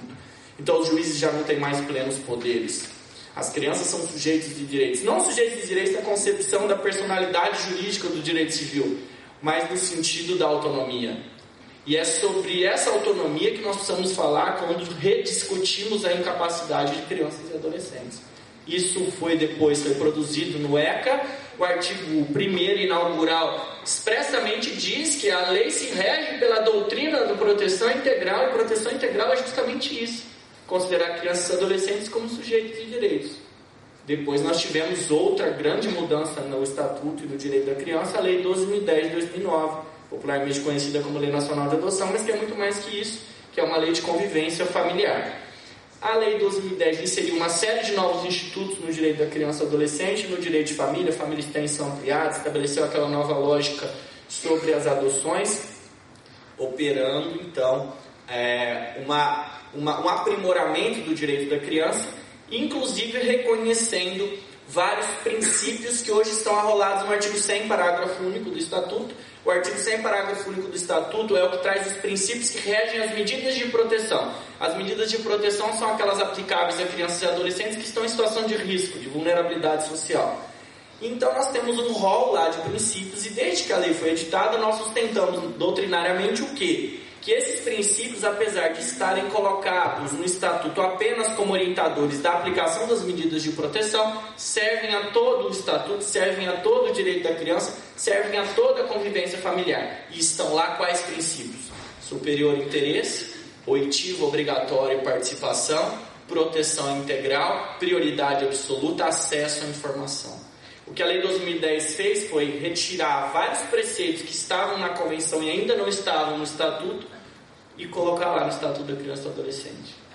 Depois nós tivemos uma outra grande lei, a Lei 13.010 de 2014, a famosa Lei Menino Bernardo, que impôs uma vedação absoluta a castigos físicos e tratamento cruel e degradante. Por que ela é marcante? Porque ela interfere nas famílias, interfere no modo como os pais educam os seus filhos. Isso tem tudo a ver com autonomia. Isso tem tudo a ver com o modo como nós encaramos a capacidade de uma criança ou adolescente. Nós não queremos perder direito sobre os nossos filhos.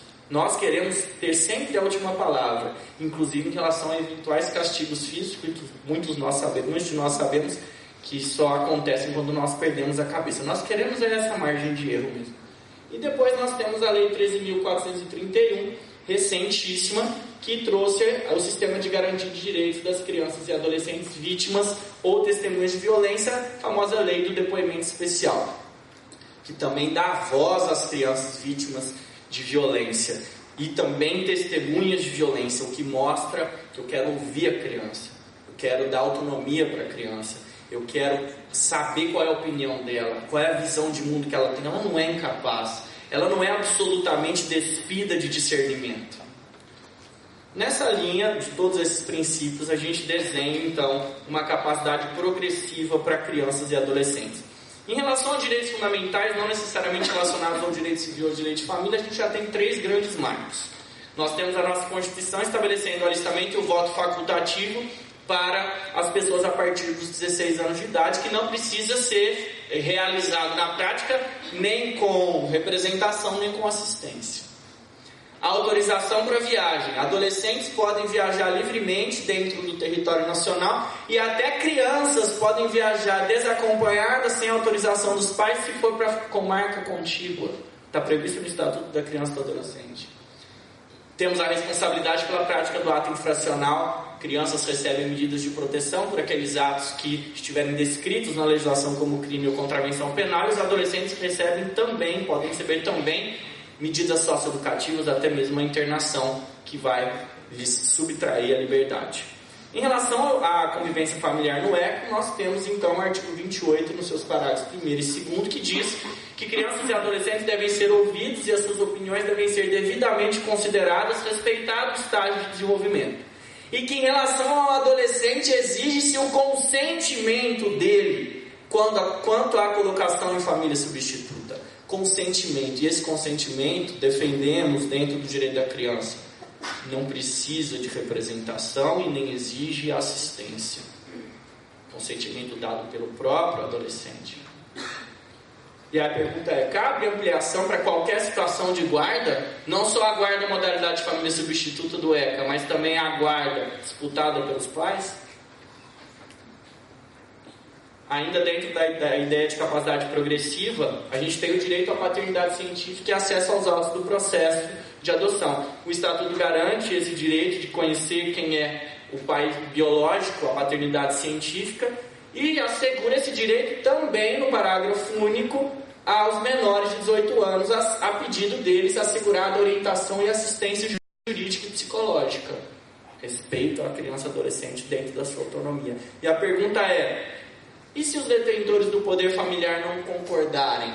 Quem decide?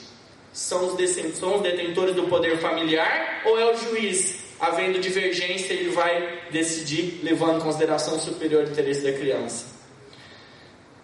Direito à convivência familiar no Código Civil, a hipótese de anulação do casamento. Não se anulará por motivo de idade o casamento de que resultou gravidez. A minha pergunta é a seguinte: falta de discernimento se desfaz quando tem gravidez?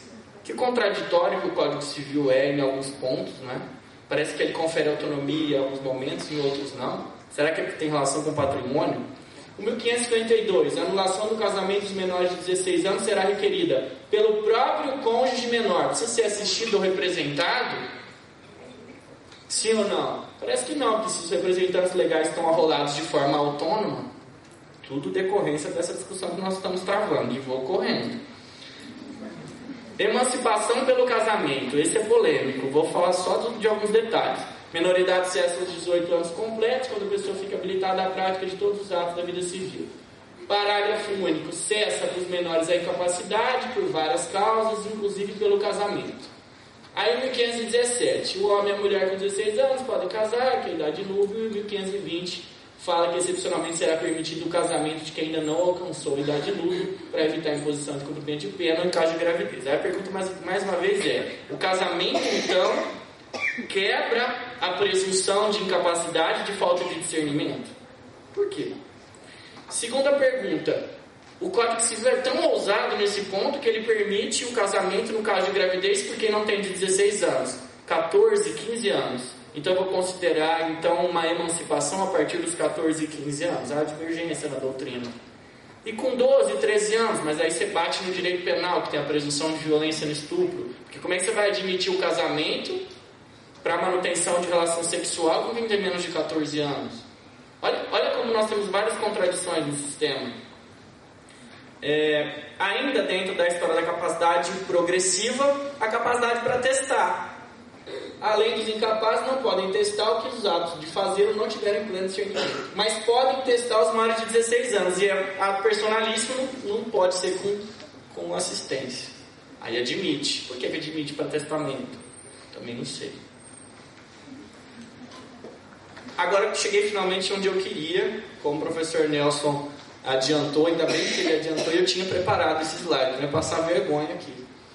Falar um pouquinho sobre o direito civil argentino, o Código Civil argentino, que, nossa, é apaixonante quanto a essa parte relacionada à teoria de incapacidade, né? Aliás, porque abandona a história de teoria de incapacidade. Ele escorrega, na minha modesta opinião, porque ainda fala em incapacidade. Deveria falar em capacidade relativa. Ou capacidade relativa para o exercício de atos da vida civil. Não ficar com essa fórmula tosca do Código de 2002, desculpa, de só falar em capacidade absoluta e incapacidade relativa. Mas vamos lá. O que diz o Código Civil argentino? Primeiro, alguns pressupostos para a gente entender. Ele estabelece que é menor de idade quem não completou 18 anos, estabelece que é adolescente a pessoa com 13 anos, e diz que existe um menor de idade com um grau de maturidade suficiente que pode exercer por si atos permitidos pelo ordenamento jurídico. O Código argentino simplesmente respeita a ideia original de Teixeira de Freitas. É isso, simplesmente. E temos o princípio do oitivo obrigatório e participação também arrolado no Código argentino. Agora vamos lá, vamos efetivamente explicar a questão da capacidade progressiva. Existe um direito do adolescente decidir sobre tratamentos não invasivos. Diz o Código: se presume que o adolescente que tem entre 13 e 16 anos tem aptidão para decidir por si mesmo a respeito dos tratamentos que não resultam invasivos e que não comprometam o seu estado de saúde ou provocam um risco grave na sua vida ou integridade física. E vai além.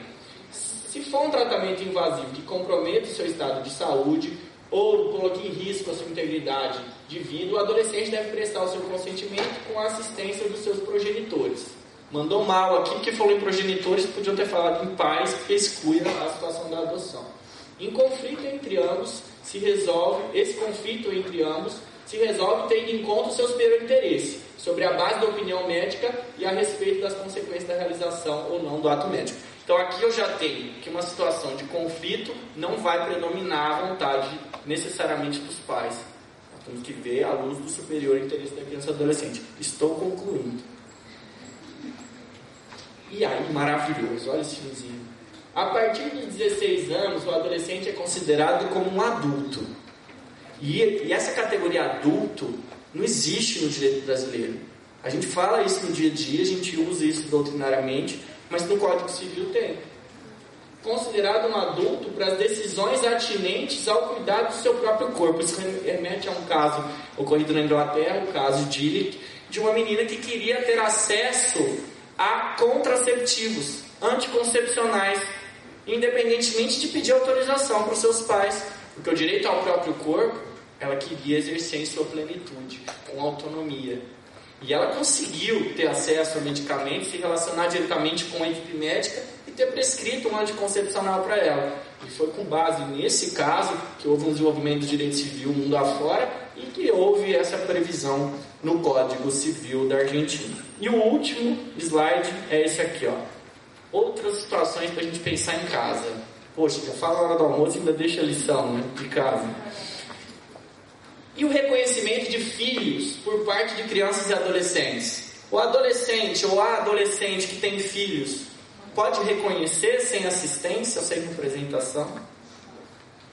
Exercício do poder familiar, o drama da mãe adolescente, ela pode exercer poder familiar ou não? Outra situação, figurar como testemunha em qualquer processo, não apenas naqueles em que a participação seja imprescindível para o esclarecimento de fato determinado. Por que eu não posso ouvir em qualquer situação a criança ou adolescente como testemunha? Ainda mais agora que eu tenho uma alternativa legal que me permite a utilização do depoimento especial.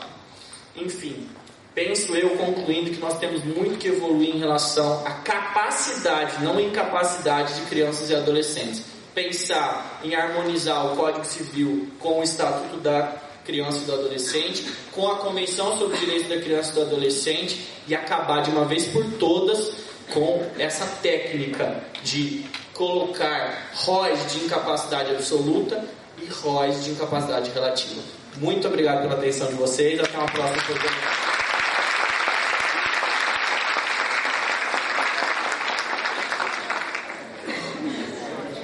Agradecemos pelas excelentes exposições e eu convido o Dr. André Cariz para fazer a entrega dos certificados e das lembranças aos participantes.